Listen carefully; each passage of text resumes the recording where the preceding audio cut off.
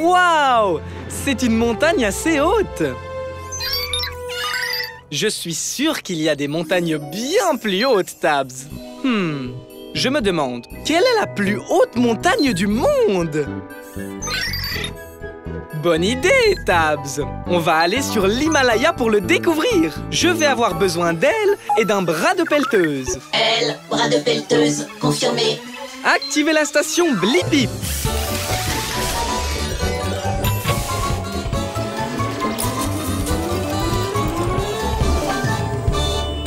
La Blippi Mobile est prête pour l'aventure.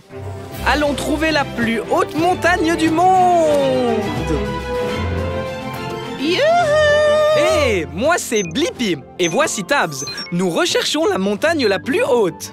Je suis en train de l'escalader là. Salut, je suis Betty le Yeti. Yeti! Je me dirigeais juste vers le sommet. C'est là qu'il y a la meilleure neige. Rien de pire que de la vieille neige. Je peux venir? Je veux voir comment c'est au sommet de la montagne la plus haute. Bien sûr, mais prépare-toi. Cette montagne est très haute.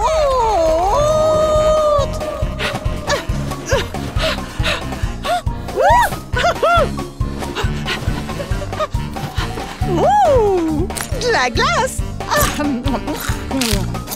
Oh, on est si haut et il fait beaucoup plus froid ici. Merci, Tabs. J'adore le chocolat chaud. Wow!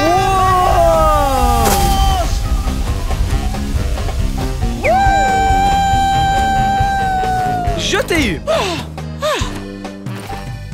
On l'a échappé belle. Hey! C'est le sommet de la montagne. Ouais, on a réussi. Oh, wow! Il y a tellement de vent ici. Je t'ai eu, Blippi. Alors, quel est le nom de cette montagne? C'est l'Himalaya. Oh, vous l'appelez le mont Everest. Tu as raison, Tabs. J'ai la réponse à ma question. Quelle est la plus haute montagne du monde? C'est le mont Everest. Il mesure exactement 8850 mètres. Télécharge la réponse, Tabs. Et la neige ici est délicieuse. Oh, de neige. Bon goûter neigeux. Au revoir, Betty le Yeti. Au revoir, Blippi.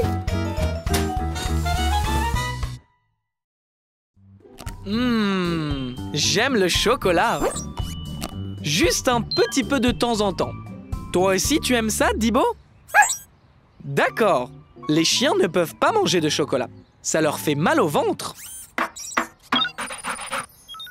Je me demande, comment fabrique-t-on les barres de chocolat? Super idée! On peut aller dans cette chocolaterie et le découvrir.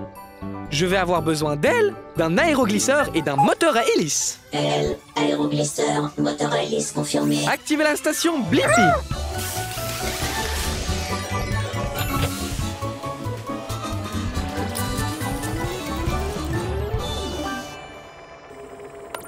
Rétrécissement! La Blippi Mobile est prête pour l'aventure. Allons faire des barres de chocolat dans la chocolaterie. Et là, vous n'êtes pas des fèves de cacao? J'en ai besoin pour commencer à fabriquer des barres de chocolat. Je ne suis pas une fève. Moi, c'est Blippi. Et voici Dibo. Salut Blippi, salut Dibo. Je suis Barbe, la barre chocolatée. Bienvenue dans mon usine de chocolat. Merci, Barbe. J'aimerais bien voir comment on fabrique des barres de chocolat. On peut venir avec toi? Mais bien sûr, tout commence par les fèves de cacao. Ces fèves proviennent de plantes. Alors, comment les fèves deviennent-elles une barre de chocolat? Elles font un petit voyage. D'abord, un bain de fèves. Ensuite, nos fèves sont rôties et grillées. Puis elles sont transformées en minuscules fèves. Notre poudre de fèves est ensuite mélangée avec du sucre et du lait pour la rendre douce et lisse. Ha ha! Wow! Allez, Dibo, c'est l'heure de skier. Non? Mais ça va être amusant.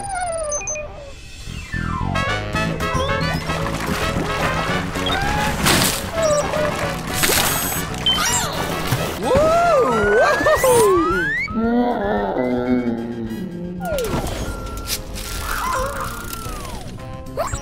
C'est du chocolat en barre, Dibo. Après avoir mis le chocolat en forme de barre, on les emballe et elles sont prêtes. Tadam! Wouah! Vous vous ressemblez toutes les deux. Et j'ai la réponse à ma question. Comment fabrique-t-on les barres de chocolat?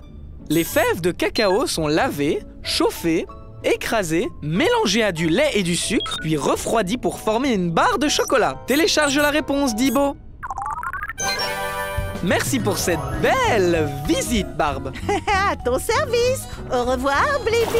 Au revoir.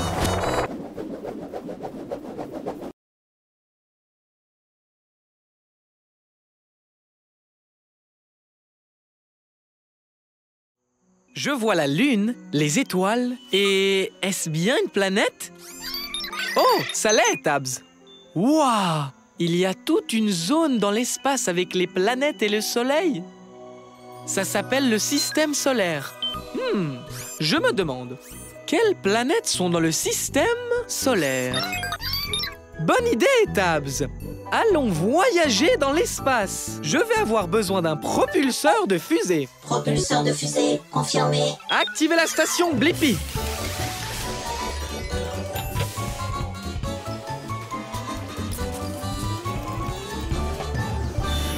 Maintenant, il est temps de vérifier la taille de la planète. Agrandissement. Bien, Tabs, on est dans l'espace. Waouh, c'est une météorite. Hé, c'est moi, Blippi. Bienvenue dans l'espace. Je suis Marie la météorite. Je suis ici pour découvrir toutes les planètes de notre système solaire. Il y a 8 planètes dans notre système solaire. Allons les rencontrer, d'accord? Les 2 planètes les plus petites et les plus chaudes, Mercure et Vénus, sont les plus proches du Soleil ardent. Waouh!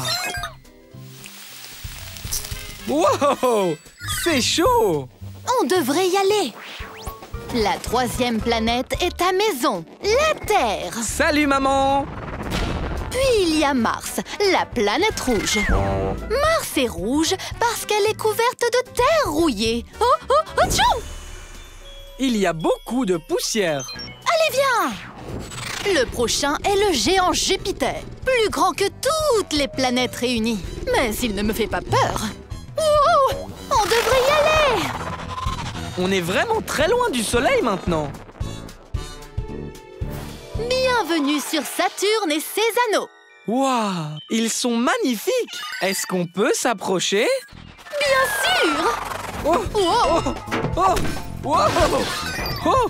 Oh! Ouais! Oui! Attends, on n'a pas encore fini.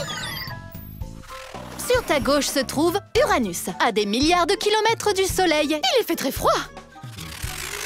Maintenant, applaudissez la planète la plus éloignée, la plus venteuse et la plus froide. Neptune!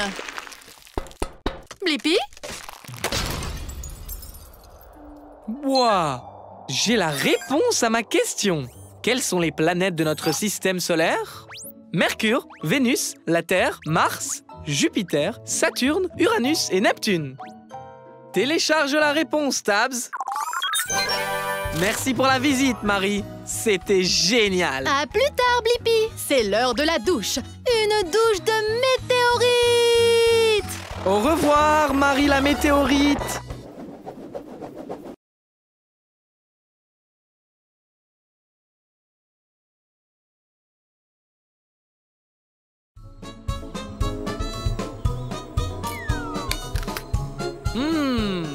Quoi de mieux qu'un délicieux morceau de fruit? Tu as raison, Dibo. Les légumes sont délicieux aussi. Je me demande, quelle est la différence entre les fruits et les légumes? Super suggestion!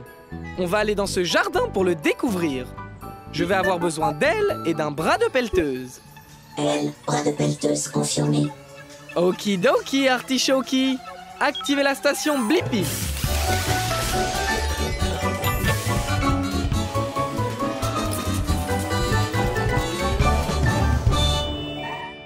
Rétrécissement. La Blippi mobile est prête pour l'aventure.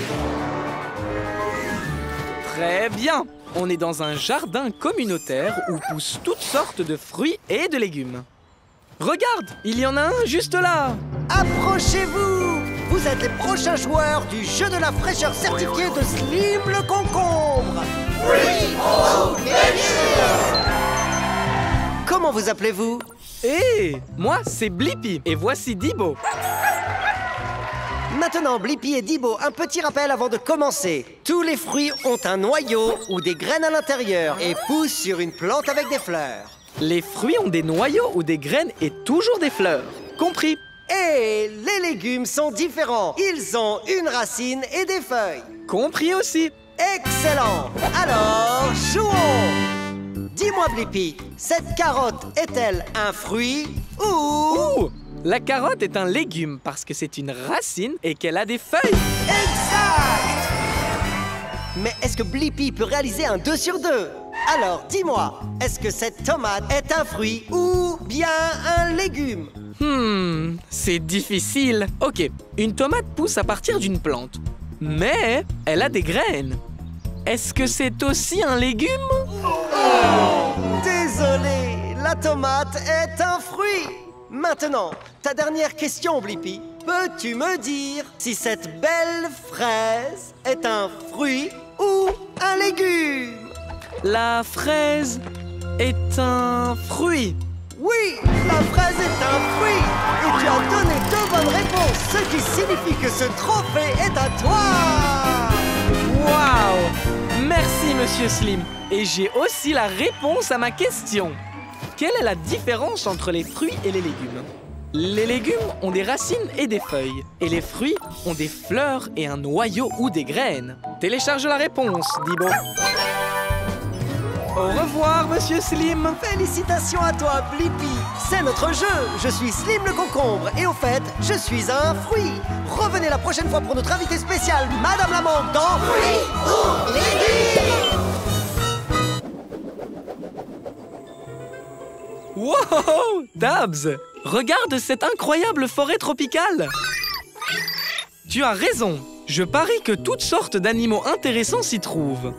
Je me demande, quel genre d'animaux vivent dans une forêt tropicale? Je vais avoir besoin de pattes d'araignée et d'un bras de pelleteuse. Pattes d'araignée, bras de pelleteuse confirmé.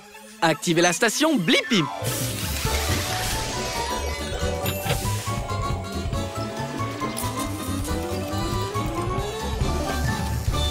La Blippi mobile est prête pour l'aventure. Waouh! Cet endroit est si vert. Ils doivent avoir beaucoup de pluie ici. Oui, en effet. Moi, c'est Blippi. Voici Tabs. Bonjour, je suis Bai, le panda géant. Enchantée de vous rencontrer. On veut savoir quel genre d'animaux vivent dans une forêt tropicale. Peux-tu nous faire visiter? Oui, d'accord, mais j'ai rendez-vous avec ma sœur pour le déjeuner et je suis toujours en retard. Alors j'aimerais être là avant pour une fois. On ne sera pas long. Super, allons voir ce que nous pouvons trouver. Ouais, merci, bye. J'ai un peu faim avant le déjeuner. Alors tu pourrais m'aider à ramasser quelques bambous en chemin? Juste pour le goûter. Bien sûr. Waouh! Ce bambou est aussi haut qu'une maison. Les pousses les plus juteuses sont au sommet. Tu veux bien? Wow! Wow! Wow! Merci! Wow, regarde! Il y a un singe! C'est un singe doré. Salut, Fred! Désolé, Fred. Tous les pandas aiment le bambou. C'est tout ce qu'on mange, en fait. Même pas de la glace? Pas même de la glace. Sauf si elle est au goût de bambou. Oh, tu peux m'apporter un peu plus de bambou? Toute cette mastication me donne terriblement faim. Bien sûr. Il y a une belle tige juste là. Wow! Des petites bestioles rouges. Oh, ce sont Rhys et Fiona, des charançons rouges du bambou. Salut les bestioles! Oh non! Je vais encore être en retard! Il faut qu'on y aille! Oh, pas encore! Je suis désolée, mais j'ai aidé mes nouveaux amis, Blippi et Tabs. Bonjour! Est-ce que je pourrais prendre un peu de ton bambou, s'il te plaît? Merci pour la visite, Bye. Tu m'as vraiment aidé à répondre à ma question. Quels sont les animaux qui vivent dans la forêt tropicale? Des singes dorés, des scarabées rouges et des pandas géants qui aiment manger du bambou. Ah, télécharge la réponse, Tabs. Il est temps de prendre notre propre goûter. Ha!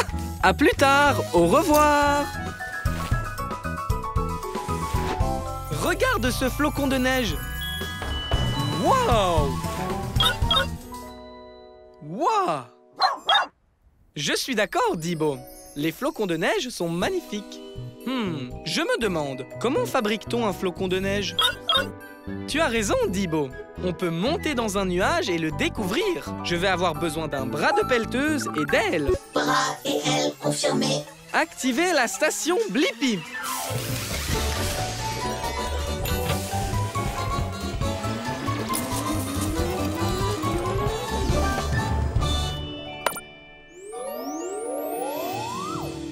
La Blippi Mobile est prête pour l'aventure. Allons découvrir comment on fabrique un flocon de neige. Nous sommes très haut et l'air à cette hauteur est très froid. Pas vrai qu'il fait très froid? Je suis Mimi. Bienvenue dans mon nuage. Hé, moi c'est Blippi. Et voici Dibo. On dirait que tu travailles dur. C'est vrai. Je suis une petite particule maintenant. Bientôt, je serai un gros flocon de neige. Passe-moi ces gros nuages de vapeur d'eau. L'eau du nuage gèle sur moi et ensuite je fais pousser plus de cristaux.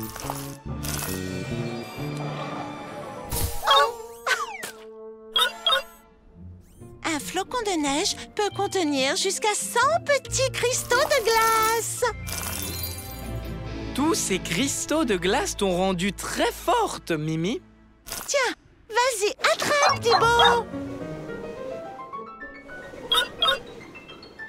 Maintenant que je suis assez lourde, je peux tomber vers le sol. Suis-moi.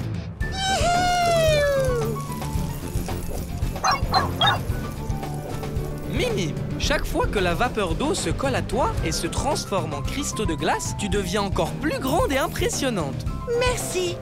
Tu as 6 pointes, comme tous les autres flocons de neige, mais tu as une allure unique. Oui, il n'y a pas de flocons de neige pareil, ce qui signifie qu'il n'y a personne comme moi. C'est pourquoi on m'appelle Mimi. Un bonhomme de neige. Parfait. Je peux atterrir là avec le reste de mon équipe. J'ai réussi. Arrête de l'atterrissage. Bien joué, Mimi. Et j'ai maintenant la réponse à ma question. Comment est fabriqué un flocon de neige? Il commence comme une particule dans l'air et collecte des cristaux de glace à mesure qu'il fait de plus en plus froid pour finalement former un flocon de neige unique. Télécharge la réponse, Dibo. Au revoir, Mimi. Au revoir, Blippi. Waouh! Regarde ces canards qui flottent dans cet étang. Exactement, Dibo. Il doit y avoir une raison pour que les canards ne coulent pas. Je me demande, comment les canards flottent-ils? Bonne idée! Allons demander à celui-là. Je vais avoir besoin de pattes de canard et d'ailes. Pattes de canard, ailes confirmées. Activez la station Blippi.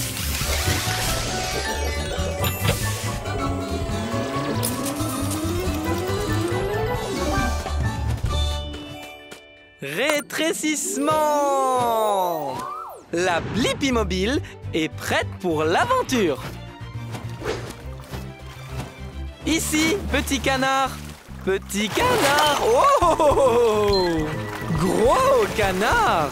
Accroche-toi, Dibo. Hé, c'est moi, Blippi. Et voici Dibo. Bonjour, Blippi et Dibo. Je suis Declan. Bienvenue à l'étang.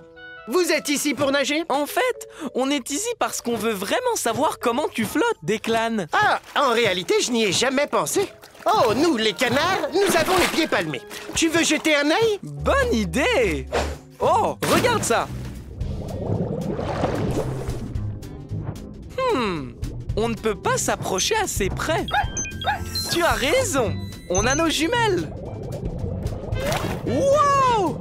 Qu'en penses-tu? Tu as vraiment des pieds palmés! Dibo a raison! Tu as arrêté de pagayer et tu flottes toujours! Ça doit être mes pieds qui me font flotter. Oh, j'ai une idée. Flotter a peut-être quelque chose à voir avec nos plumes. Hé, Terry, laisse Blippi regarder sous tes plumes. Wouhou! C'est un tunnel de plumes ici. Et les plumes sont un peu huileuses. On fabrique une huile spéciale qui garde nos plumes imperméables. Des plumes imperméables! Wow! Est-ce que c'est une bulle? Des bulles? Mais qu'est-ce qu'elles font?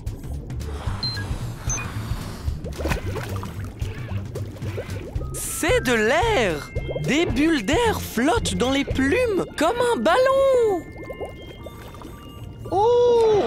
Donc les bulles aident les canards à flotter? Hé, Terry, on a des bulles d'air qui flottent dans nos plumes. C'est ça! Et maintenant, j'ai la réponse à ma question. Comment les canards flottent-ils? Les plumes des canards retiennent les bulles d'air et l'air flotte dans l'eau. Donc, les canards flottent. Télécharge la réponse, Dibo. Merci pour tout, Declan. Au revoir! Continue à flotter! Au revoir, Blippi.